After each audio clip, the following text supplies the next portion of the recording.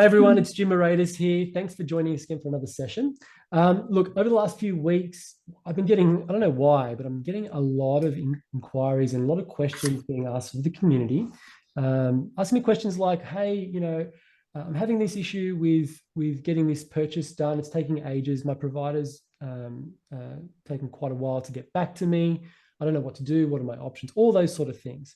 That's part of it. And also other people coming to me saying, what can this be covered by under my home care package as well? Which is, we all know it's a bit of a grey area at the moment anyway. So I thought, look, instead of me giving my opinion and my interpretation of the Aged Care Act and the Operator Manual for Home Care Packages, I thought I'd just bring a reputable home care organisation on board and just get some insight into how they manage their clients when this often comes up. So I'd like everybody to meet Claudia Clissold from an organisation called Right at Home in the Gold Coast. Great organisation that's doing a lot for the local community. Claudia, you want to tell us a little bit about the work that you do up there? Yep. Thanks, Jim. I'm happy to be a part of this talk. Right at Home is an in-home care provider, so we do in-home care for the aged and people living with a disability. We do all sorts of care, from obviously personal care through to palliative care and community and social access. We do all the case management for home care packages, and I suppose deal a lot with the home care package side and the expense side as well. So I can imagine the fact that you guys are getting involved in really coordinating and helping people case manage their package, right?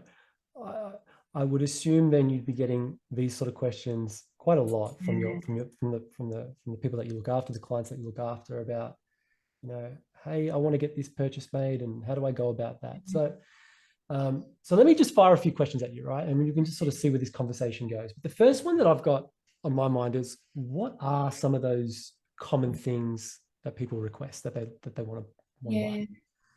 I think the purpose of a home care package is to allow people to remain independently in their homes. So, this can mean that they might need some home modifications, or it could mean that they might need, something for their social support. They might also need things like meals, because they can't cook for themselves, they're not able to. So in terms of the expenses and what people request, it could be things like massages, it could be things like a specific type of chair or wheelchair, or general aids that they might need as well. So it does vary, but there is it is legislated and governed to what we can and can't purchase.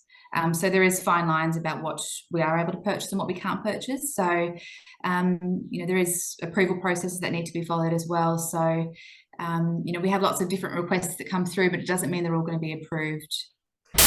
Hey, sorry to interrupt. If you're finding value in this video and you'd like to see other content, other educational material just like this one, then I highly suggest you head over to the members section in the community hub, just exactly where you are right now. Head over to the members section and you'll see a whole heap more of information just like this on all kinds of aged care related topics. What I've done is I've broken all our information down with respect to where people are along the home care journey. So for example, if you're somebody that has never registered with My Aged Care, you're not getting any support services, well then that's broken up into the section of understanding the aged care system. If you're somebody who's already getting some entry-level support services and you're needing more support services, well you'll find that in a different section. So it's all conveniently organised. Now if you're not already a member of the free Village Local Community Hub, then I'm going to put a link just below this video. I'll call it Join for Free. Click that link, follow the instructions, it's really simple, and you'll have free membership to the Village Local Community Hub and access to all our information. I'll let you get back to this video now. And because one person gets approved for something, yeah, does that mean, like, I'm asking you a bit of a loaded question here at the way I'm framing it, I suppose, but I'm trying to understand, or help the Village Local community understand, just because your friend down the road with a home care package gets approved for something doesn't mean that that's what everybody gets approved for if they just simply make that request. Can you elaborate on that a little bit? Maybe frame it a little bit better than how I am. It's interesting because everyone is different and their care needs are so case by case basis. So what one may need that supports them is not the same as what another person's going to need that supports them as well. So it's very much a case by case basis. So in regards to I'll use a juicer, for example. So we've got a client that she doesn't have the use of her funds. She's got nutritional issues, and in order to support her at home and maintain her health, she needs, to have a fresh juice every morning. So that would be something we'll look at purchasing for her. We'll put it in the care plan. We'll make sure she's got funding for it. We'll make sure that we can justify the expense as to, whether it's appropriate for her or not for her. Whereas you might have someone who's fully able, no issues whatsoever with nutrition, they put the same item, would obviously decline that because it's not going to improve their health or ensure they maintain their independence in their home as well. This is really interesting what you're saying here, because as you're explaining this, I'm assuming it's a real life situation, a real example that you're talking about.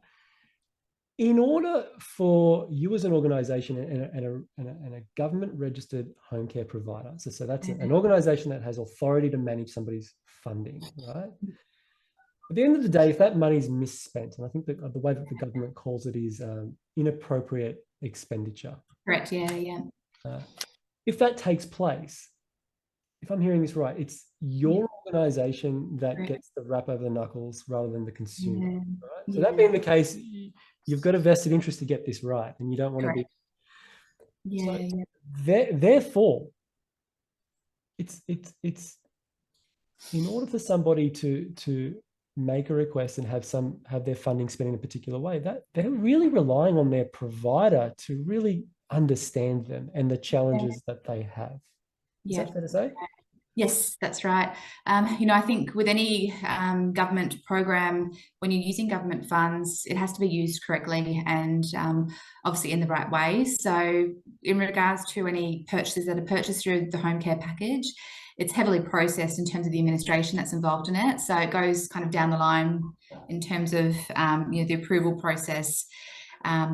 The paperwork administration involved.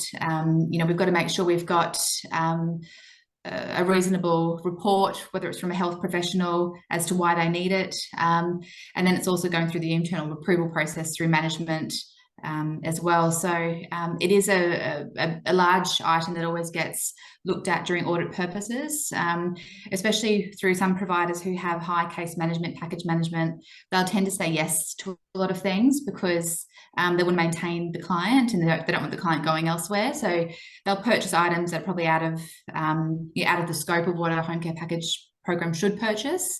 But they'll do that obviously just to keep the client happy. But obviously we are a very compliant organisation, and we wouldn't just say yes to something that wouldn't be justified as well. Okay, so give me you sort of hinted there on what those processes look like. Okay, so let's go back to the juicer example, right? You know your client well. You're doing a great job of case managing her situation or that person's situation. Your support workers are on the front line helping this person out, and they're no doubt feeding information back. So you've got a good understanding of their day-to-day challenges, right?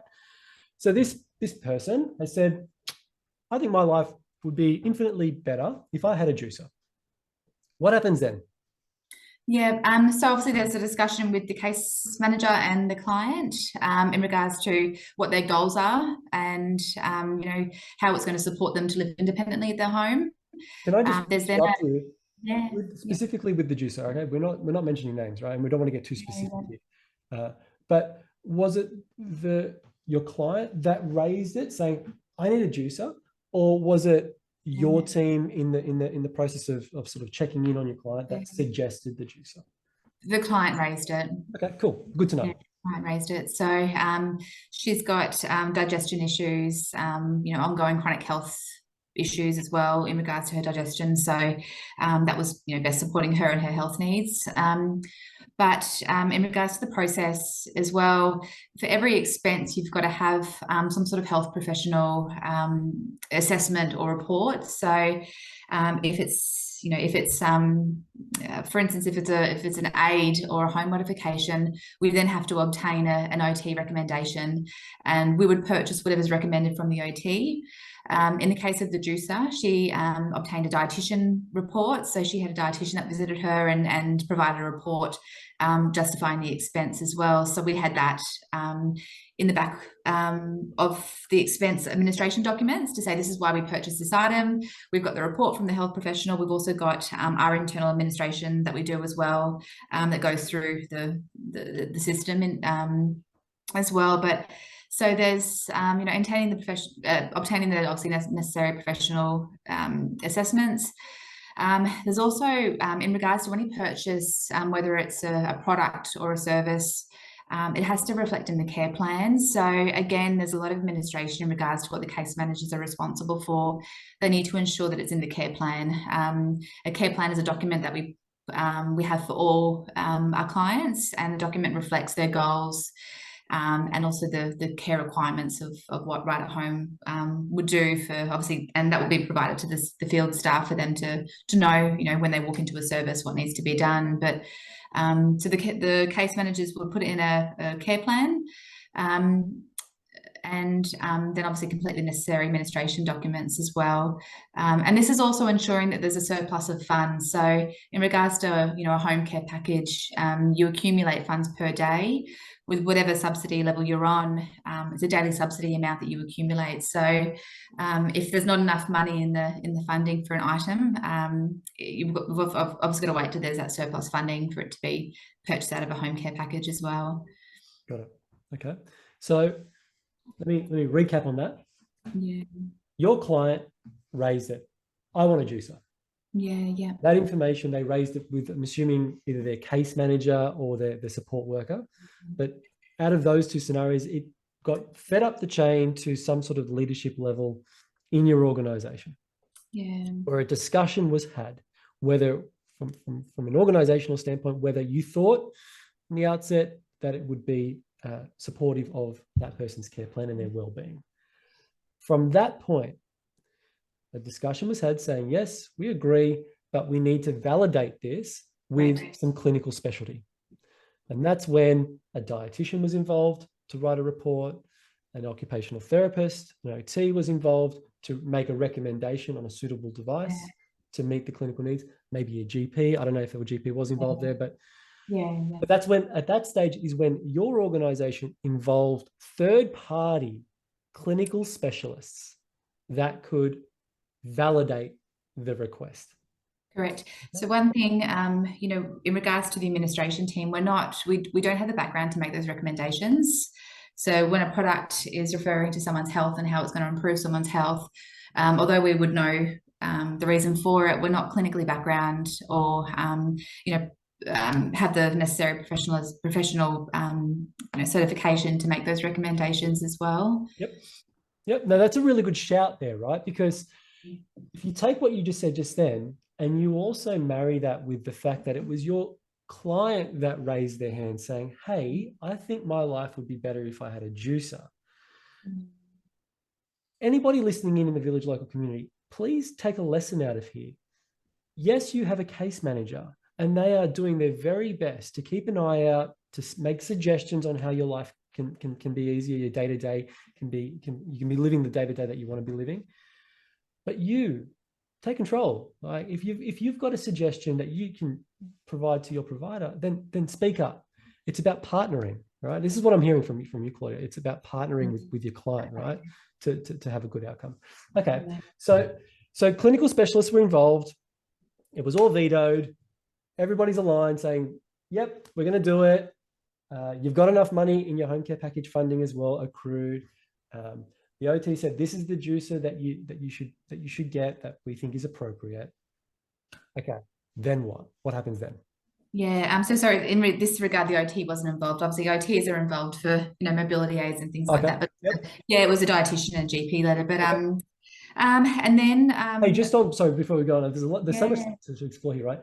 The dietitian, we talk a lot about this idea of consumer-directed care and consumer choice and stuff like that.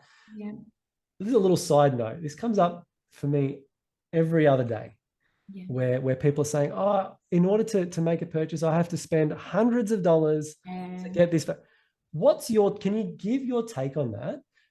And sort of spin in the idea of, or your perspective of consumer choice when it comes to, who the report can be written by and whatnot. That's right. I think it's really difficult because when, for instance, if someone needs home modification and they're desperate for it, it can be up to $800 for a report for an OT, and then you obviously have to wait for that to be accumulated, and then you also have to wait to have the surplus funds to actually install the handrails that's needed. So it ends up being a $2,000 process. What people need to realise, though, the government have provided this assistance not to supplement general income. So the assistance is there to provide, obviously, independence in their home and maintain independence. So it's not to, supplement what would generally be covered under a general income expense. I suppose, when we do get an OT report and ask them to go out to the home, they'll go to a home and they'll look and observe they'll observe the home environment, and they will ensure that the home environment's safe, and they'll suggest items or purchases that we wouldn't think of, to make sure that that person's safe in their home. Again, we are not clinically trained to provide that recommendation. That report can be used, over and over again as needed as well. So in most cases, there are times when things aren't on a report, you'll have to get it done again. But in most cases, we can reuse that if their care needs are still the same and nothing's changed in regards to the care. Awesome. Okay. So you've taken me on this mental journey, and hopefully everybody else is listening in is getting a picture of how this works, right?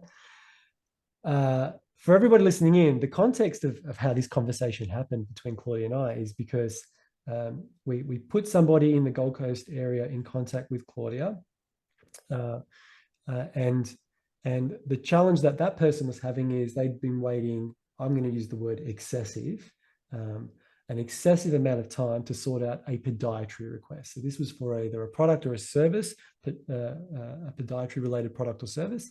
And it was 4 or 5 months, if I recall correctly. And this was a real challenge for the person, right? So I put it to you, Claudia. We're not talking about podiatry here, but let's go back to the juicer, right? And we use that as a yardstick for everything else. What are the timeframes? From the moment that your client raised their hand and said, "Hey, I think a juicer would make my life better," to when she was making, or when I keep saying she, I shouldn't say that. I don't know if it's a male or female. When that person was juicing, what was the time frame for that? In our organisation, we try and make it as quick as possible. So I suppose the process is making sure you've got all the background work done. So you'd have a GP report or a dietitian or an OT if it's another item. But I had to purchase a cushion for a client the other day, and I did it within the same day. So it was just making sure it was done within the same day. So I write at home, what we do is we do keep the caseload at a smaller amount. So we cap our caseload between 40 to 50 per coordinator or case manager. So that ensures that things are actioned in a quicker process as well. So the moment someone requests an item or an OT report comes through, we can then make that purchase or contact the whether it's Harvey Norman or whether it's a mobility aid shop to make sure they've got it in stock. I suppose things that can delay the process as well.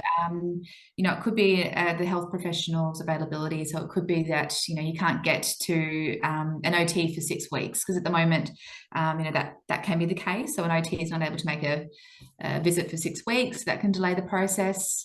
It could be there's the funding; they don't have the funding for it. So we need to wait till you accumulate the funds for the product. It could be that there's a wait at the mobility shop or whatever it may be for a certain product.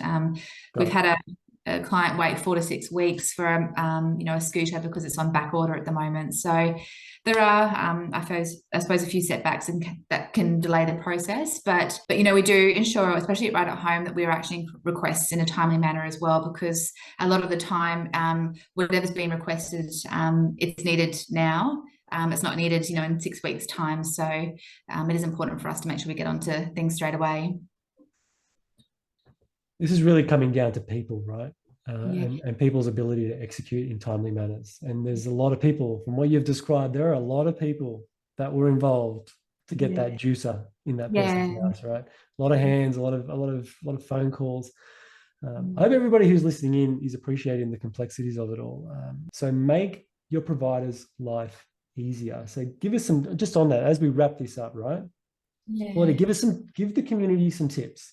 How can your clients make your life easier when it comes to requesting purchases? When I say make your life easier, with respect to providing a great service and streamline the process.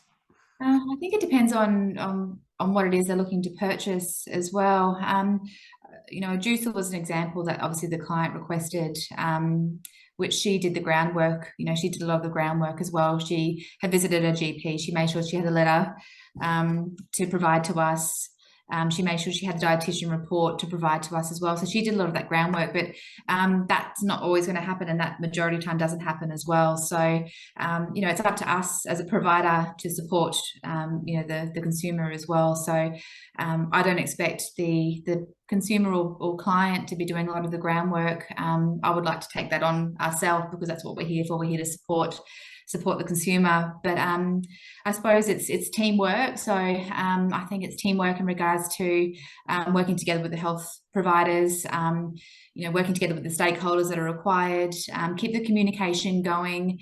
One thing I always try and tell the girls in the office is make sure you're letting them know when you're waiting for a report, make sure you're letting them know if things are on back order, because things just don't happen straight away, and it is government funds and there is a delay. They are looking to change the way expenses are purchased as well through government funding, which will mean a lot more delays as well. So things don't happen straight away. One thing also to remember is the government funds subsidy goes through to the provider every 30 days. So it comes to the provider a month later sometimes as well. So some providers might have a process in place that they don't pay invoices or pay for products up until the end of the month, because obviously they've got another 60 days until they get any reimbursement for the product. It's a cash flow issue. Yep. Yeah, that's right. And we always, obviously, right at home is a bit different. We'll pay straight away as possible. But if someone's purchasing a $10,000 bed or home modifications for $10,000, people need to keep in mind of the expense and I suppose the process that is involved in purchasing that expense from an internal perspective. Awesome. I got one more question that we kind of didn't cover off on the juicer. How long did it take? Yeah. Oh, listen, this was I probably wish I didn't use this example now because it was so long ago. No, actually, no, yeah, you're right. No, that's too specific. Let's go on hypothetical. Now, a walker, right? Yeah. This is a hypothetical. Somebody who's got mobility challenges for whatever reason, arthritic related, whatever. Yeah. They requested a walker, not a motorized one, just a normal walker, $200. Okay. It's in stock. OT is readily available to approve it. So that's probably the only people you need. You only need to involve the OT, right? On this one. Yeah. Give me a timeline on that. If everything's, if the OT can go out 1 week. So what I've actually noticed a lot now, and what the OTs will do is they'll recommend a product. And we'll go, yes, we approve that product. And then they'll say, well, okay, I need to do a trial.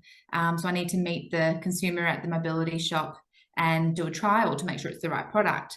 So that can delay the process a little bit, but let's say about 2 weeks. Okay. If everything's in stock, the invoice is paid, our internal process is completed, there should be no reason why anything's delayed, because everything's obviously ready to go. Okay, so 5 months for that is excessive, right? That's very much excessive, okay. And I think we're talking, a month, 2 to 4 weeks. Yes. correct. Yeah. You heard it here first, folks. Hopefully you can hold right at home to that one. No, I'm just joking. But I hope that does provide people with some context. Claudia, that's been awesome. So insightful. Thank you so much for giving up your time to share that knowledge with the community. Hey, how can people get in contact with your organization if they want to, further pick your brain on stuff? Yeah, sure. So I suppose our landline is 0756550519. We've got a website, www.rideathome.com.au, and our office is in the Gold Coast in Queensland. So you're always welcome to come by and meet the team.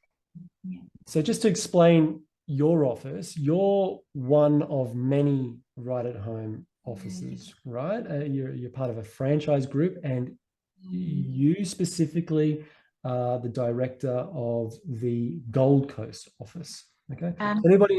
Sorry, go on. If you're going to say yes, correct. So Gold Coast and Northern Rivers. And Northern Rivers. Okay. So anybody in the village local community that wants to speak to Claudia and her crew who lives in that area, hit her up. Go to the website, and you'll see. If you're in other areas, go to the website. You'll see other areas that you can speak to this type of organisation. Thanks again, guys. Claudia, I appreciate it once again, and we'll leave it at that. Thank you. All right.